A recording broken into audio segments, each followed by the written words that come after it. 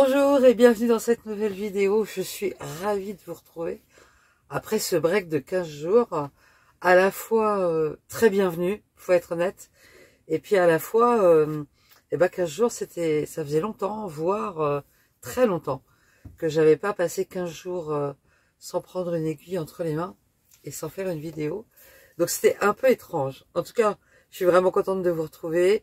J'ai suivi évidemment sur Facebook les aventures des unes et des autres, et bien c'était super. C'est vraiment sympa d'avoir ce groupe Facebook, parce que ça permet de voir un petit peu et puis de participer et d'être en interaction les uns les unes avec les autres, et c'est super. Alors la dernière vidéo finissait le deuxième bloc de 16 des rangs ABCD.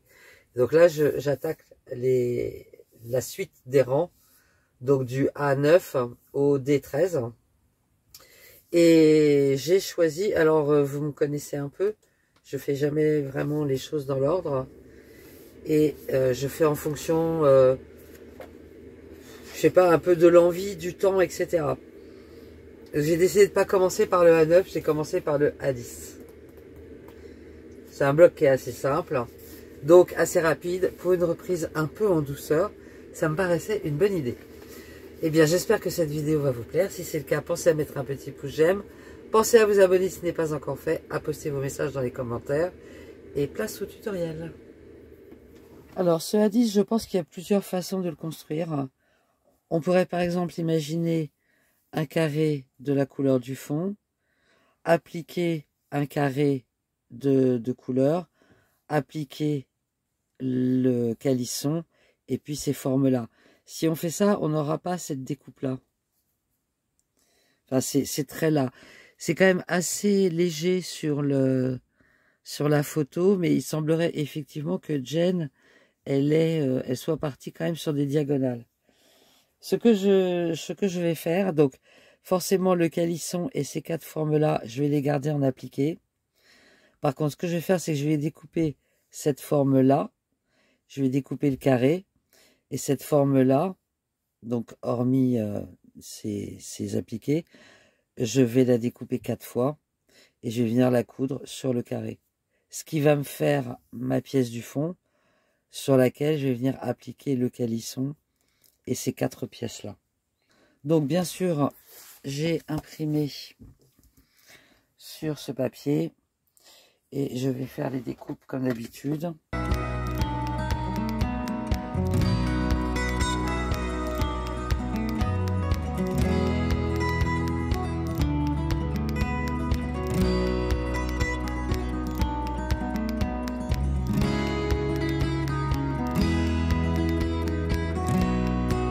Alors pour être sûr de couper bien droit, je vais venir tracer là.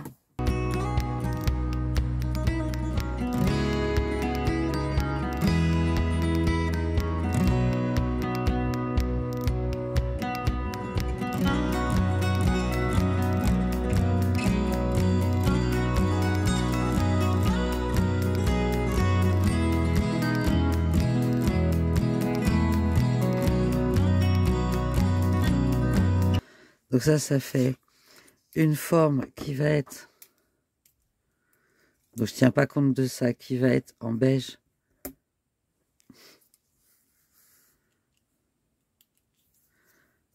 x 4.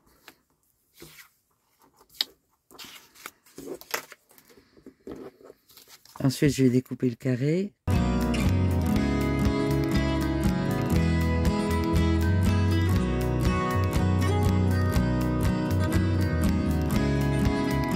Le carré, il va être en couleur et j'en ai un. Le calisson, il va être en beige, j'en ai un.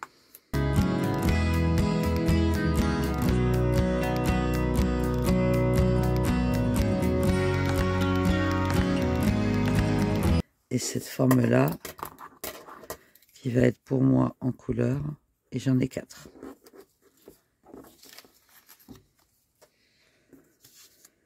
Avec ça, ben on a de quoi faire notre carré central, notre calisson, les 4 côtés du bloc, et ajouter ces formes-là. Donc il n'y a pas beaucoup de pièces là. Pour le coup, il y a très peu de pièces. Comme je vous l'avais rapidement dit, avant de poursuivre la création des blocs des 4 rangées ABCD, j'avais besoin de regarder un petit peu les tissus. Donc là, j'ai ma pile de A, du A9 au A13. Là, j'ai la pile des B, sachant qu'on a déjà fait le B13. Là, j'ai la pile des C. Et là, j'ai la pile des D, sachant qu'on a déjà fait le D13. Donc, je les laisse bien comme ça. J'ai mis un petit... Bon, c'est ce qu'il y a de plus simple pour moi. J'ai mis un petit post-it pour m'y retrouver. Donc, je sais quel tissu je vais employer. Ce qui, pour moi, est vraiment le plus pratique. Et pour le hadis, j'ai choisi ce tissu-là, qui m'a été offert par Isabelle, avec ces magnifiques grues. Je crois que ce sont des grues. Et bien sûr, toujours le tissu beige. Donc en couleur, on va avoir quoi? On va avoir notre carré et les 4 petits trucs comme ça. Donc c'est pas assez grand pour que je puisse prendre une grue. Donc je pense que je vais plutôt faire mon carré sur du rouge, puisque c'est l'idée, c'était d'avoir un contraste dans les rouges. Donc bien sûr, normalement on retourne, hein. Là c'est un carré, on sait que le carré, il est identique à l'endroit et à l'envers. Je vais laisser un peu de marge comme ça.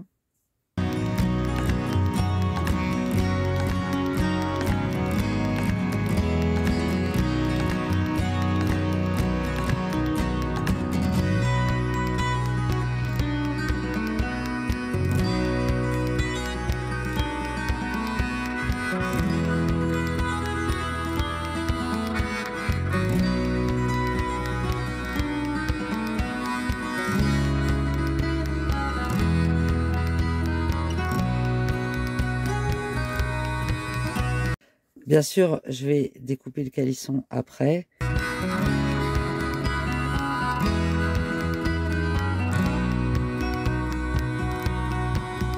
Ah oui, alors je me trompe encore. J'ai pas besoin de marge.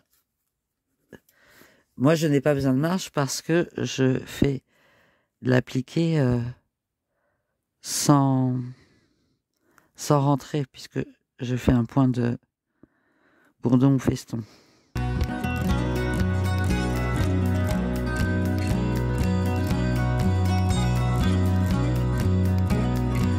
Je vais essayer de passer autour des grues pour être que dans le rouge au final, pour celui-là.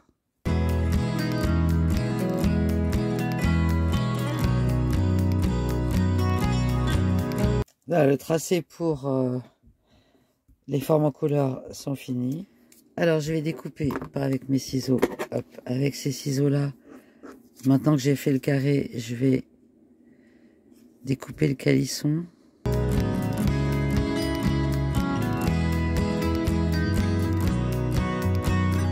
Je vais essayer de ne pas casser le carré pour pouvoir mieux le positionner ensuite. Ok, le calisson est découpé, ça va être du beige. Et si je reprends le carré,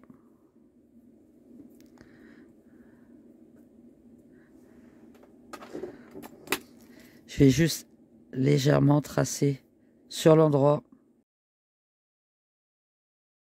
le calisson, comme ça je saurai où le positionner. Donc c'est très très léger. Ok, donc les tissus de couleur c'est fait. On va pouvoir faire les 4 formes beige comme ça et le calisson beige. Alors je suis en fin du premier coupon que j'avais acheté, et si on regarde, même si c'est Mondial Tissu et même si c'est le même tissu, forcément on a un petit décalage de couleur qu'on voit quand même, hein. Je ne sais pas si vous arrivez à le voir à la caméra avec la lumière. Je vais essayer d'éclairer un peu mieux. Celui-là, il est je sais pas, un peu plus soutenu, on dirait. Alors c'est pas énorme, mais comme j'ai pas assez de chute pour faire les 4 blocs comme ça, je vais réserver ça pour plus tard et je vais repartir avec le nouveau.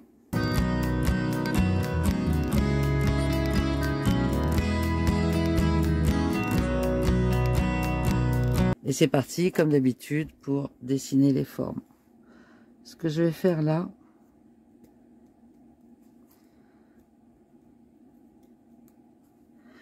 c'est que je vais marquer les angles.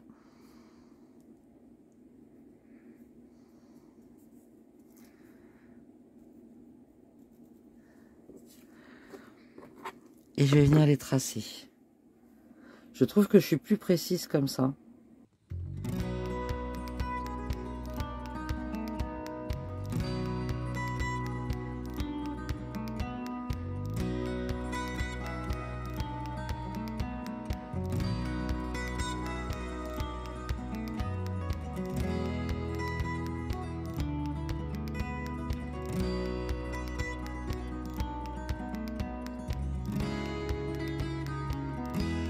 Donc toutes les formes sont découpées. Maintenant, je vais reconstituer la forme pour, enfin le bloc, pour être sûr que tout est OK. Donc ça, c'est le carré du tour. Le carré central avec le calisson qui va dans ce sens-là. Enfin, c'est pas super grave. Le calisson, si je le positionne correctement, il va aller là. Et les 4 formes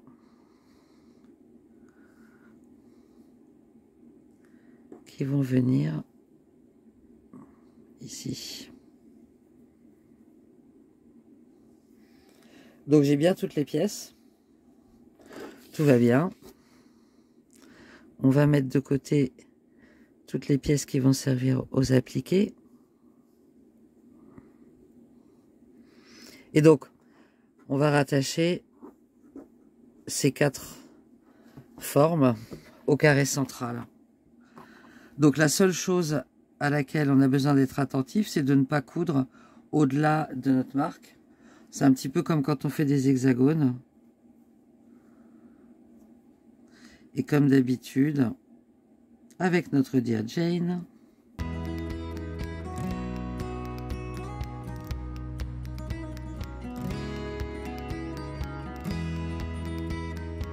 super, là ça match parfaitement bien. Et on va venir coudre de là jusque là. Ça tombe bien, j'ai du fil. Alors quelqu'un me posait la question de savoir pourquoi je ne mets pas les épingles, je ne mets pas les épingles complètement. C'est parce que à chaque fois que je mets les épingles, les tissus glissent. Donc j'ai arrêté de les mettre. Je ne les mets pas complètement et ça me suffit de les mettre comme ça. Et donc j'ai adopté la méthode où je fais un point arrière, je reviens et je fais un point droit. C'est un tout petit peu plus rapide que de faire que des points arrière. Ça tient bien.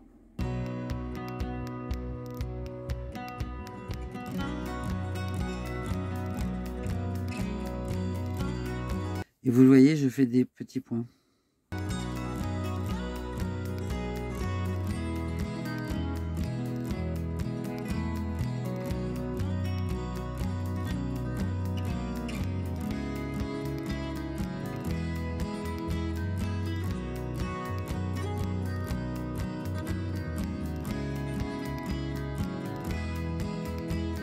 Je vais venir coudre celui qui est en face, mais on peut coudre vraiment dans tous les sens, peu importe.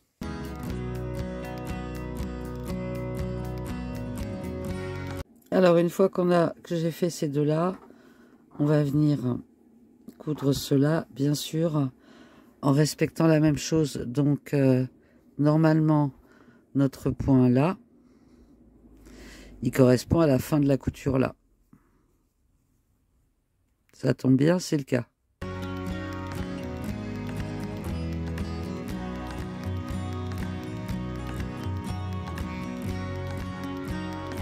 Et pareil, le point là doit correspondre à la couture, à la fin de la couture là.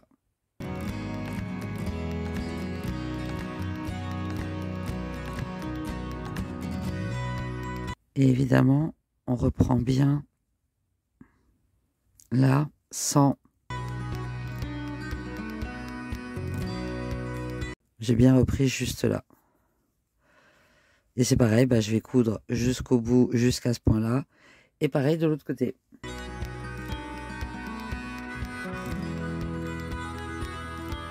Alors les 4 côtés sont cousus et repassés. Repassage tout simple vers l'extérieur. Maintenant, on va réunir les angles, bien sûr, et les coudre pour constituer notre carré. Donc on va plier comme ça et on va venir coudre absolument de notre point de jonction là.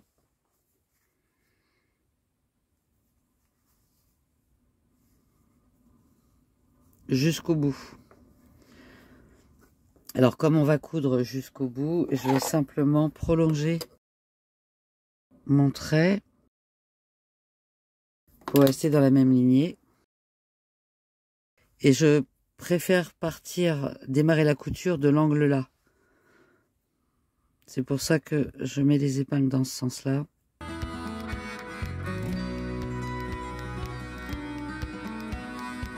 Et en venant coudre comme ça, on doit avoir un bel angle, sans trou et sans pli ici. Donc c'est vraiment la seule chose qui est importante là, c'est de bien reprendre vraiment au niveau de la fin de la couture. Et on va faire comme ça pour les 4. Donc voilà le premier angle cousu. Quand on part vraiment de l'angle là, en repartant dans l'autre sens et que l'on s'assure bien de partir absolument des 2 côtés sur le point de jonction, on arrive à faire des jolis angles. Et j'ai repassé donc couture ouverte de façon à ce que ce soit le plus bas possible. Et je vais continuer comme ça et je vais faire les 3 autres. Donc voilà, les 4 côtés sont cousus, les 4 angles. Pour une fois, je suis plutôt contente de moi. Il est super plat. Donc, je vais commencer par venir coudre le calisson. Donc, je vois les marques que j'avais faites.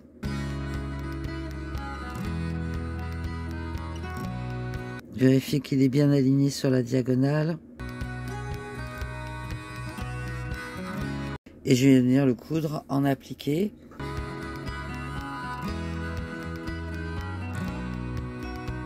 Alors, j'ai cousu le calisson du centre. Maintenant, je vais coudre ces 4 petites formes-là dans ces angles-là. Alors, normalement, on utilise toujours un fil de la couleur de la pièce que l'on coud par-dessus. Donc là, par exemple, mon calisson est beige. J'ai pris un fil beige. Là, c'est rouge. Alors, en fait, le truc, c'est que ces 2-là sont rouges assez foncés et ces 2-là sont dans l'ensemble plus clairs. Alors, pas trop celui-là, celui-là surtout. Donc, j'hésitais un petit peu entre 2 fils. Mais je trouve que celui-là, il fait trop clair. Il irait bien si j'avais que ce ton-là. Donc, je vais prendre, je pense... Non, celui-là, il est à la lumière, il est un peu trop vif aussi. Ça va peut-être pas être facile de trouver un fil dans mon stock qui fasse cette couleur-là. Je vais regarder. Voilà, j'ai tous les fils dont je dispose. Donc celui-là, on vient de voir, non. Ah, mais celui-là, il est peut-être pas mal.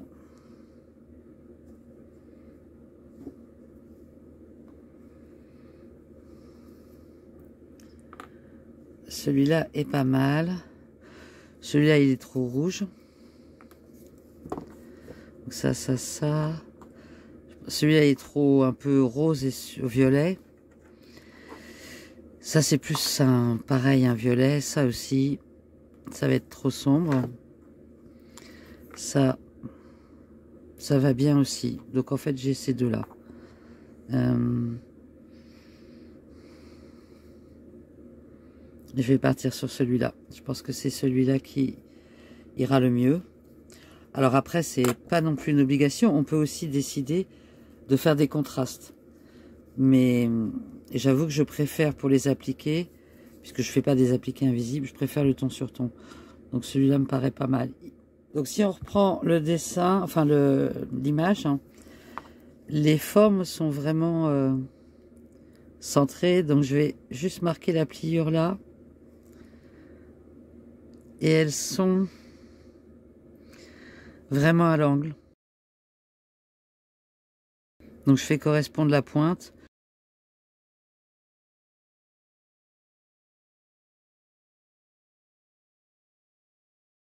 Vous voyez, à chaque fois que je pique une aiguille, une épingle, en fait, je dévie. Mais enfin, c'est pas grave. Je reprendrai ça à la couture.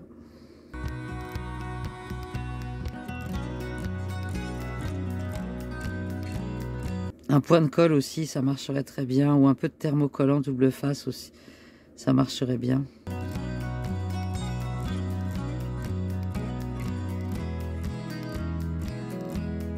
Ok, bah c'est parti pour l'appliquer de ces 4 petites formes-là. Alors, juste un petit point en cours de route. J'ai fait ces deux-là. Je suis en train de faire cela. Donc, si vous pouvez éviter de prendre un tissu qui s'effiloche, mais après, je repasse toujours avec mes petits ciseaux. Ce que je voulais vous dire, c'est que je pense que c'est vraiment plus facile de poser ces appliqués si on a repassé à plat comme je l'ai fait, parce qu'on a pas mal d'épaisseur. Donc, si on a une épaisseur, si on met tout d'un côté, je pense que ça risque de complexifier les choses. Donc, là, on a quand même de l'épaisseur, mais en ayant repassé couture ouverte, j'ai moins d'épaisseur que si j'avais tout mis d'un côté. Alors, je dirais que j'améliore mes appliqués parce que je prends plus le temps. Donc, je tire bien mon fil pour que l'appliqué se voit pas à l'extérieur de la forme.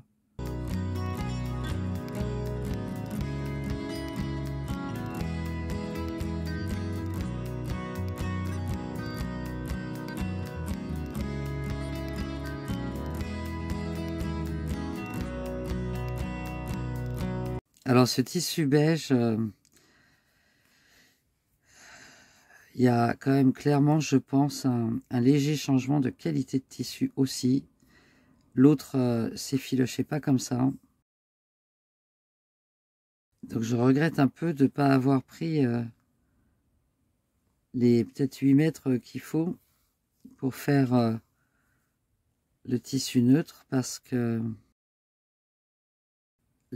la différence de coloris, elle est légère, mais s'il y a aussi une différence de qualité, ça c'est quand même beaucoup plus embêtant.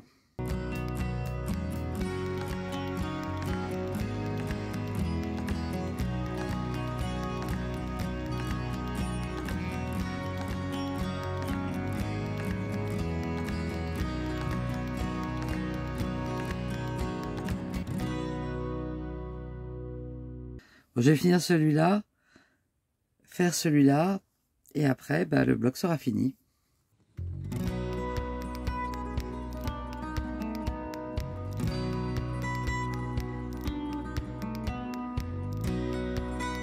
Eh bien, voilà mon bloc à 10. Alors, je sais plus dans quel sens il est sur le Dear Jane. Ça va comme ça, je crois. Oui, je crois qu'il va dans ce sens-là. Bon, un bloc est simple à réaliser. Facile. J'espère que ce tutoriel vous aura plu. Si c'est le cas, pensez à mettre un petit pouce j'aime. Pensez à vous abonner. Et si vous n'êtes pas encore abonné, et à poster vos messages dans les commentaires, participer au groupe Facebook à Magrifart Dear Jane en français, et à la conversation Messenger qui est très très calme en ce moment. Dear Jane, parlons-en ensemble. Et si vous n'avez pas encore attaqué le Dear Jane et que vous avez envie de vous y mettre, avec plaisir de vous accueillir parmi nous dans cette belle aventure. Allez, je vous retrouve vendredi pour un nouveau projet, et puis bien sûr mardi prochain pour un nouveau blog du Dear Jane. Prenez soin de vous, à bientôt, bye bye.